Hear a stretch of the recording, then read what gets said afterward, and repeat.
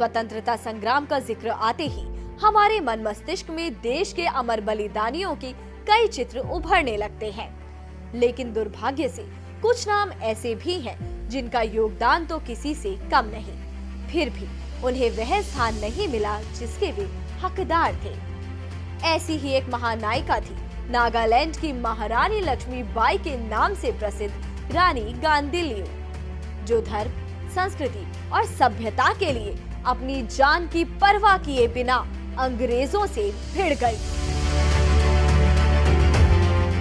26 जनवरी 1915 को वर्तमान मणिपुर के लुंगकाओ गांव में जन्मी गांदिल्यू अपने माता पिता की 8 संतानों में से 5वीं संतान थी। वह एक नागा युवती थी। उन्हें राष्ट्र प्रेम और वनवासी हित की प्रेरणा अपने चचेरे भाई जादो नाग से विरासत में मिली थी, जो कि पहले ब्रिटिश फौज में सिपाही थे। जादो नाग कुछ समय ब्रिटिश फौज में रहे, पर अंग्रेजों का दमन और मणिपुर नागालैंड में ब्रिटिश फौज के साए तले ईसाई मिशनरियों के षड्यंत्र ने उनकी अंतर आत्मा को झकझोर दिया, जिसके बाद जादो नाग ने अपने हेराका नौजवानों की एक सेना बनाई और अंग्रेजों के खिलाफ गोरिल्ला युद्ध छेड़ दिया, जिसने अंग्रेजों का जीना हराम कर दिया। उसी समय मात्र 13 साल की उम्र में गांदिल्यू जादो नाग की सेना में शामिल हो गई। 14 साल की अवस्था में गांदिल्यू की टुकड़ी ने 100 से अधिक अंग्रेजी सैनिक मार गिराए थे, जिसके बाद अंग्रेज सैनिक भूखे भेड़ियों की तरह रानी गांदिल्यू और उनके भाई जादो नाग के पीछे पड़ गए।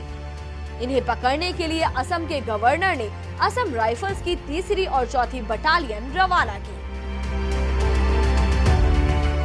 कुछ समय में ही गांदिल्यू के भाई और हेराका आंदोलन के जनक जादो नाग धोखे से पकड़े गए और अंग्रेजों ने उन्हें वर्ष 1931 में फांसी दे दी। जादो नाग के बलिदान के बाद स्वतंत्रता की लड़ाई की प्रमुख गांदिल्यू बनी।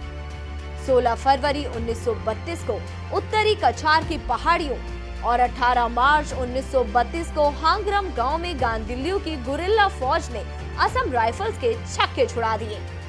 उस समय नागा हिल्स के डिप्टी कमिश्नर जेपी मिल्स ने रानी को पकड़ने में मदद देने वालों को 10 साल तक गांव के टैक्स से छूट की घोषणा की। ऐसी घोषणा तत्कालीन असम के इतिहास में पहले कभी नहीं हुई थी।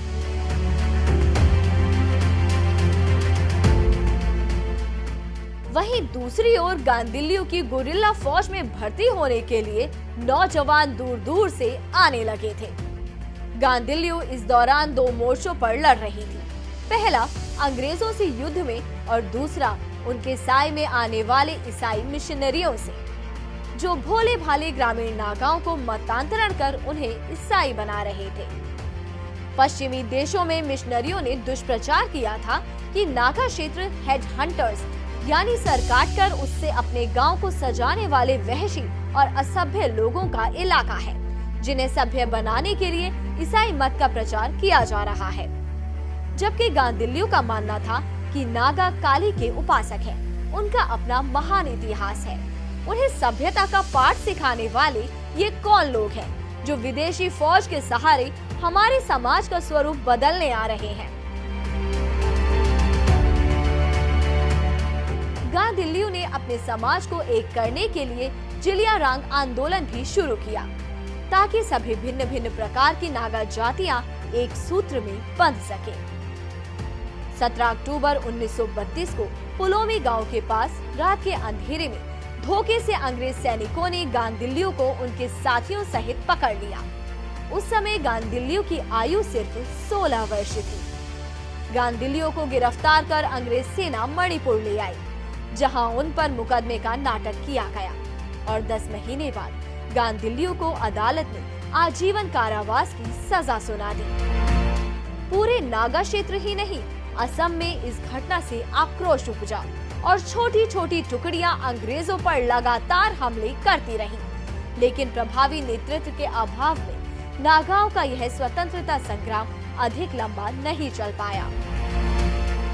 वर्ष 1933 से 1947 तक 14 वर्ष गांदिल्यू ने गुवाहाटी, शिलोंग, आइजोल और तुरा के जिलों में बिताया।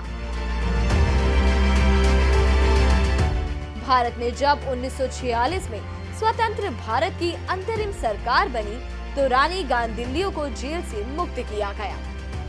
17 फरवरी 1993 को 78 वर्ष की आयु में उनका निधन हुआ। जनजातीय पद्धति के अनुसार उनका अंतिम संस्कार 29 फरवरी 1993 को हुआ।